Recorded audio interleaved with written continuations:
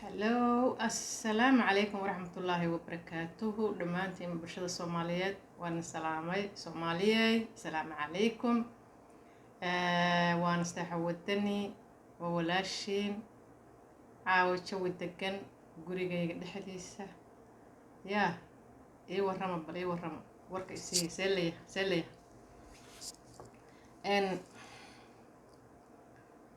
barashadii xumaatay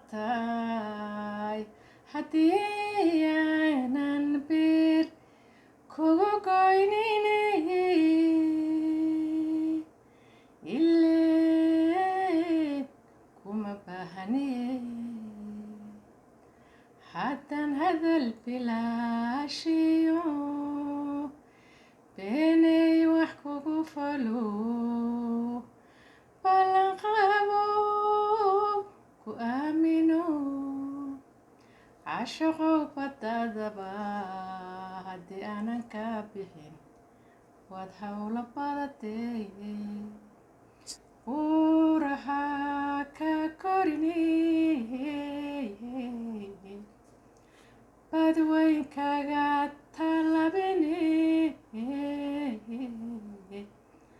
ambabuure qaadi bernabigay fulay baadisay qadoran waa baxnaanadaydiyo sidaan begsanay hadduu igu ballaartoon bagsan way caashaq weeye ambihii bislaadiyo hadday boogti furanti ayaa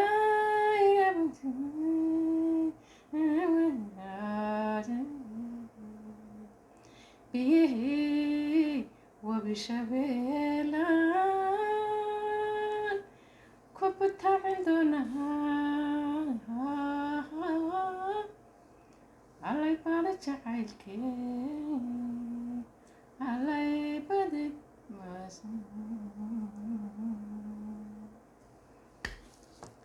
bulsho bile may dhaheen maasha allah dee dabcan waxa weeye waxaa la yidhi heesuhu haddaysan muusiig lahayn waa iska bannaan yihiin marka in yar waa iska hadal beelay haddaysan heesuhu muusiig lahayn marka caawa waan iska yar baashaalayay maasha allah codkaygana dee waa kasoo sheekeeyay siduu yahay waxaan horta rabaa ayaantan youtube la noqday waa nasteexa samafale waxaan idin leeyahay bulsho bile noolaada waxaan rabaa inaan u mahad celiyo bulshadii isoo wacday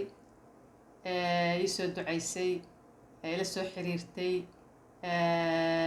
sheerka iyo subscribe-ka iyo like-ka iyo gambaleelka ii saartay waxaan leeyahay waa mahadsantihiin walaalayaal runtii dad badan baa isoo wacay aad iyo aad waxaan ugu mahad celinayaa dadka isoo wacay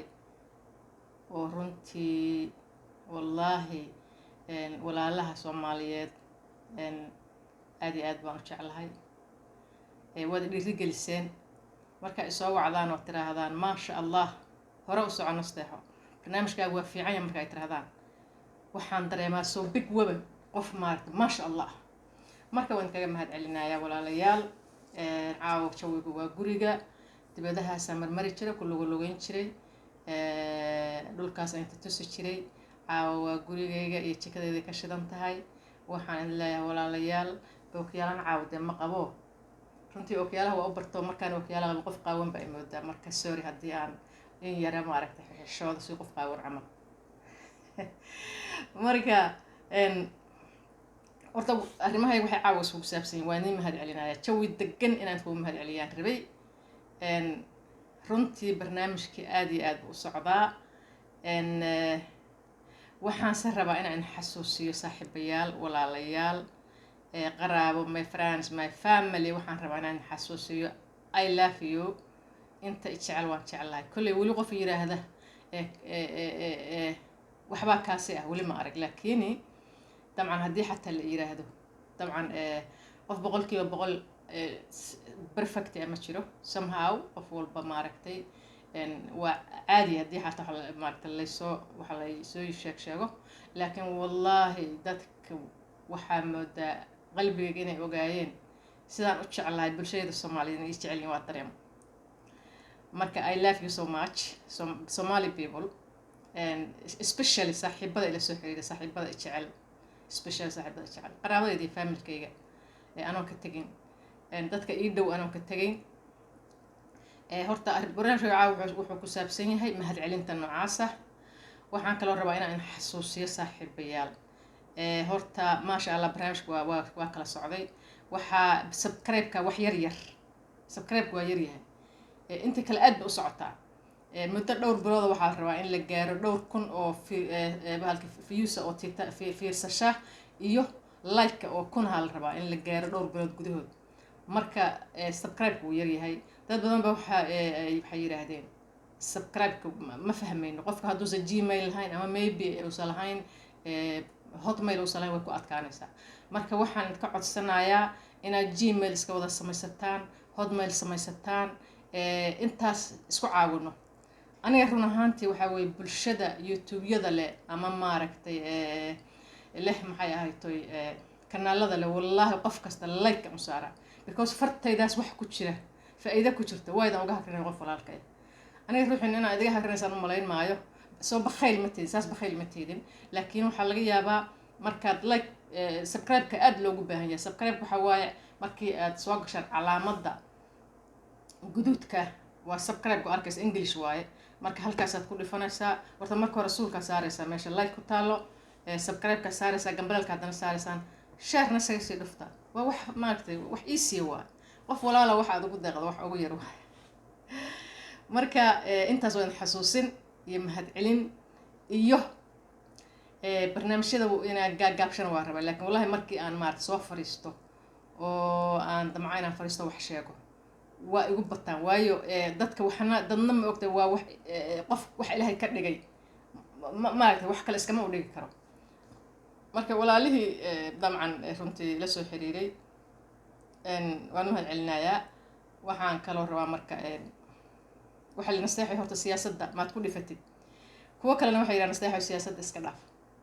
laakiin siyaasaddu ma ahan wax xun anu ma dhihi karo siyaasaddu waa wax xun ma dhihi karo siyaasaddu waxay noqon kartaa wax fiican waxay noqon kartaa wax xun wax kasta oo la siyaasadeeyo ama dadku qof sibu siyaasadda u yaqaana qof wuxuu u yaqaana wax maaragtay la qalqaloociyo oo la xumeeyo oo qofkaas waa siyaasi baa lagu leeyahay waa qof on saas wax ugu maran waayaan weeyaan laakiin siyaasadda markii qofkaas waa siyaasi aniga haddii qofkaas waa siyaasi aan dhihi lahaa waxaa weeye qofka dabcan wax xeeriya oo wax badan ku dhegin oo yiraahda dabcan markuu wax dhaliilhayana yiraahda okay dabcan qofkaasi saas wax u dhigay laakiin saas inuu u dhigaa ka fiicnaan lahayd maybe adiga waxaa laga yaabaa markaa waxbaan toosinayaa in laftigaagu aada wax toosinay laakiin qofkiiba aada ka roonayn aada dhaliilaysa aada ka roonayn marka siyaasadda horta anigu wax fiican baan u aqaanaa haddii aad maanta ka hadlayso bulshada kale ka hadlayso haddii aadan bulshada wax u dhibaayo sheegno oo intaad wixii ka fakarto oo qiyaasto hadal waxa la yiri wuxuu faa'iido leh intuu feerahaaga ku jiro hadda hadalkii rogrogto oo maaragtay wanaajiso oo adiga iyo wax sheegaya haddana aad wixii qurxiso waa siyaasi baa tahay dabcan laakiin markaad wax caydo oo wax dhaliisho dabcan waa daliili kartaa waa dhihi kartaa laakiin markaad daliilaysa aniga sida ila muuqato war waxaasaas loo dhigay inasaas loo dhigaa fiicnaan lahayd waxaa laga yaabaa adiga sida aad u aragto inaad u dhigayso inaysan ahaynba waxaa laga yaabaa haddiiba maanta lagu dhiibi lahaa xil ama aad siyaasiba tahay qofkan aad isaga dhiganta inaad kaba liidataa dhici kartaba because you never know waxaan rabaa marka siyaasadayda caawa waxaan soo wadaa orda Soomaaliya I love Soomaaliya waa dalkaygii Soomaaliya inay israacdana waa jeclahay Soomaaliyana waa jeclahay because I love all Somali meel kastaad joogtaan Raskaboni to I love because qola aan dhihi karo qoladaas iga soo kaysa dabcan qofku meel buu u dhasho laakiin markay noqoto Soomaalnimo general Soomaali waa Soomaali walow bani aadamka oo dhan ba aana jeclayn wax ka dhawaajiya even dadka xayawaanka ama wax ilaahay abuurto oo dhan wax ka dhawaajiya aana jeclayn haddana I love our Somali waxaan rabaa inaan wax yar ka hadlo siyaasadda Soomaaliya horta Soomaaliya waa u duceynaya waana loo duceeyay ilaahow Soomaali rabbiyow oo midana tus oo isjecel ama haddaysan mid noqon xataa walaalaa oo isjecel yah waxaan rabi lahaa inaan yar ka dhawaajiyo siyaasadda Somaliland waxaan ku leeyahay saaxiibo badan baan ku leeyahay waa tolkay waa dadkay waa asxaabtay waa my country I think this is my country Somaliland muddo badan bay waxaad waa goosanaynaa horta waxana waan ku ammaanayaa waxana waan ku dhaliilayaa because qof ma dhihi kartid qofkaas si kasta u fiican yahay ma dhihi kartid dhaliisha aan dhaliilayana maaha wax aniga aan ku xumaynaayo ama wax aan leeyahay waa nibcahay ama jinsi nacayb ama midabta koor ama ma aha just waxaan rabaa inaan in yar toosiyo hadday suurtagal tahay sidaas ay u dhigeen si kale u dhigi lahaa baan ka wadaa marka because inaan barnaamijyada dadka lagu dhigin oo dadka wax looga sheegin runtii horaan u sheegay balse waa wax yaroo waano walaalnimo wax isweydaarsi wada horta wax waan ku ammaanayaayo dimuqraatiyada iyo doorashooyinka iyo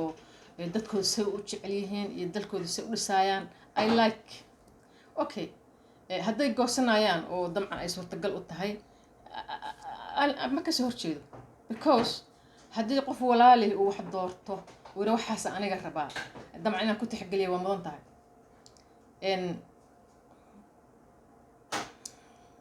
waxaan kaloo aan aad iyo aad aan uga soo horjeedaa arrinta ah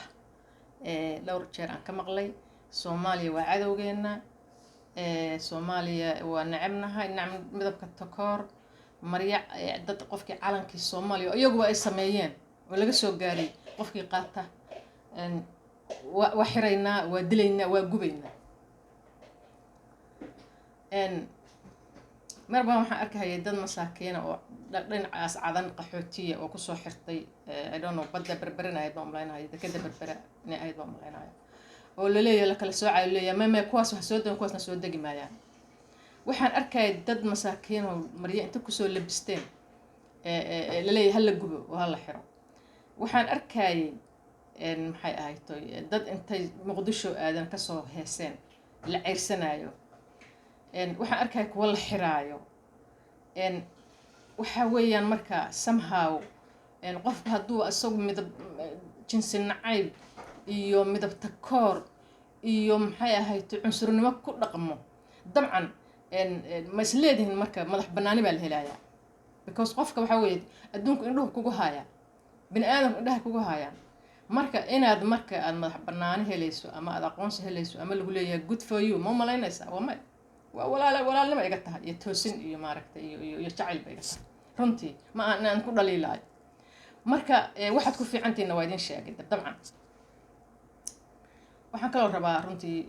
waxaan sheekaysanay wiil Somalilandeys aan ahayn aad u sheekaysanay runtii waxaan galnay arrin leeyahay fadhi ku dirir badan baan galnay nacam waana walaalnimo iga fadhi ku dirir kuma mid xun maahay mid waxay wax isku sheega oo nacam waniyo mid kale waan ku daraaya mid kale ta waxaan kaloo ka yaabay dee xamar baan dishayo dee xamar baan xasuuqdayo dee kofar baan xasuuqday anigu dee xamar waxaan u aqaanay meesha la yiraahdo waa dal waa dhul iyo geedo iyo dhagax dee inaad maxamar baan waxay xasuuqdaa dabcan dad baa waa islaayay ya marka waxaad ka wadaan dad baa islaayay oo qabiilo islaayay ya marka dee inaad xamar wax ma xasuuqdo Soomaalina waxa weeye horta waa la islaayay dadkii way dirireen qolaba qolay bilaqaysatay dagaal xun baa dhex galay dadkii hadda marka aad iskaga dhaganaato oo wax waa dhacay oo aad ku hayso oo xamar ba ay dishay I don't think so inay wax sax tahay ma garatay aniga hadda markii aan wiilka doodaynay way ugu dhahay dawaadna xasuuqdeen markaas waxaan ku dhahay inaad goormaan ku xasuuqay aniga nasteexa ah inaan wax suuqay male marka haddaad dee u aragtaan qof walba oo goboladaas ka yimid ama wixii xagga soo jiraba haddana gobolada dhexaan u dhashay haddii dhalasho la yidhaahdo laakiin soomaali waa isugu ka yimid aniga meel kasta waa soo joogay gobol kastoo soomaali ah waan ahay ama hooyadayba ah ama yeedayba ah ama ilmahayga ah ama aniga ah gobol kastoo soomaaliya waan ahay marka haddaad itiraahdo nasteexo waad ixasuuqday soo igama gardarin ana waxaan isleeyahay marka horta waad ixasuuqdayda badan iyo qofku waxa weeye horta qofku mar inuu aarsado oo wax sheegto okay laakiin laskaga dheganaado midabta koorka nacam waxaan ka wadaa jinsi nacaymka iyo xamar waa una dishay naxasuuqday iyo maxay ahayd maradan bulugga la isku cayrsanayo aniga hadda waxaan ma ka qaad buufis baan ka qaaday ma garatay calanka hooyada calanka baro la oran jiray laakiin hadda markaan arkay walaalahayo diidaya xoogaa buufisaan ka qaaday marka waxaan kusoo gabangabanayaa wiilkaas markaan aada u sheekaysanay ayuu wuxuu yidhi yaahe ma taqaana inta madaxweyne soomaaliya soo martay markaasaan waa u malaynaya 9 nin soo marta malaynaa wuxuu yidhi mid somalilandaysan ku jirin mayaan dee haddaa wuxuu yidhi maxaad sheegaysaan buu dee maskaxdiina dee waxaan idhinaada horta ma aniga mase dee in meesha ay wax ka muuqdaan dabcan wax waa ka muuqdaan ma garatay marka waxaan fiirsaday horta waxaan soo wada sheekee waxaan fiirsaday la yiraahdo nin wasiira oo Soomaaliya u qaabilsanaa waxa ma marka hore wuxuu u qaabilsanaa dhaqaalaha iyo waxaas u qaabilsanaa haddana waa wasiirka warfaafinta xayir maareeya la yiraahdo wuxuu yiri qof idea uu keensaday ama qof wuxuu keensaday haddii qofka lagu arko waa xarig biir ma ogtahay marka hadda ana idea aan sheeganayaa ideerkaygaas hadhow qofkii qaato waa ku dacweynaya Soomaalidu hadda meediyoga iyo social media iyo waxay isla dhex maraan waxun baa moodaa aan waxaan wax ka gooni inaan sheegto waxay gaastay saaxiib ay ugu qabsaneen waxa weeyaan ana horta xisbi baan leeyahay xisbigayga hal door baa la yiraahdaa haddii ilaahay yiraahdo 2020ka waxaan rabaa doorasho inaan soo galo nasteexan inaan soo sharaxaan rabaa waxaan rabaa walaalaha Soomaali meel kasta ay joogaan waxaan rabaa inaan gobolada xafiisa ka furto waxaan rabaa inaan idin imaado waxaan rabaa qof kasta Soomaaliya walaalkay inuu yahay inaan aanu aaminsanahay idinkuna ay aamintaan baan filayaa yaa kaftan ha u qaadanina waxa weeyaan Somaliland calanka ayaga keenay waa sida aan maqlay oo la ii sheegay anigu dawaas ma joogin ma ogtahay waxay ahayd toy 26kii luuliya 26kii yuni 26kii yuni ayaa waxa la xornimada qaateen sidaan maqlay way yimaadeen calanka soo qaadeen waxay keeneen koonfur bay keeneen maxay koodii luuliyana waa la isku darsaday anigu marka waxaan leeyahay waa min idea and my xisbi and my walaalo madaxweynaha waxaa la siinaa Somaliland calankan ayaga lagu celinaa yaa horta haddii goosasho aad helaysaan nasteexa ahaan aniga dad walaalaha ayaa tihiin waxaad jeceshiin inaan la jeclaado waa muhiim haddii la helaayo waa haddaan la helin somehow haddaan la helin waxaan leeyahay walaalahay Somaliland calankii shalay aad keenteen waa la idin keenayaa my xisbi and my nasteexahan calankaas waa la idin keenayaa madaxweynahana idinka iskale laakiin maxaa la rabaa in la helo Soomaalinimo walaalnimo midnimo qalbi furnaan midab kala sooc la'aan dadkii xarigga la xiraayo walaalayaal saaxiibayaal aan maqalna ma rabno marka waxaan kusoo gabangabeynayaa I love all Somali meel kastoo aad degan tihiin maxay ahayd intii de kaftankeena adeer oo maaragtay intii yaraydo aan soo maarko waxeeyana waxaan is leeyahay anigu marka inaan qolo ku dhaga marrin laakiin waa ma sha Allah waxa iga ahayd my idea marka saaxiibayaal waan is arki doonaa calankiiyo aad qaabo maaragtay la idinku soo celiyay madaxweynaha la idin siiyay inta ka badan saaxiibayaal waa xaqee waa xaqee ma waxaan ku jiraynaa ilmaha reyaal oo dagaal baan ku jiraynaa masnacayb baan ku jiraynaa madaxta koor baan ku sugaynaa wallahi dhalinyarada markaad la sheekaysto waxay ku leeyihiin dee soomaali waa soomaalina adeer soomaali waa isjeceshaa soomaalina waa soomaali laakiin siyaasiyiinba wax maaragtay wax saas iga daba waxaynaysaa dee siyaasiyiintana waxaan leenahay saaxiibayaalow dee soomaali way daasheen dee maareelo waa daalnay naga daaya qabiilka naga daaya khilaafka naga daaya boorsadan madow aan buuxsamayn oo salka ka daloosha